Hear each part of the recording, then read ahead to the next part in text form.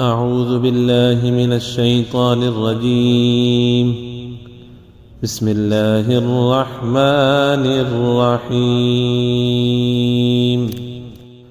تبت يدا أبي لهب وتب، ما أغنى عنه ماله وما كسب، سيصلى نارا ذات لهب، وامرأته حمالة الحطب، في جيدها حبل من مسد.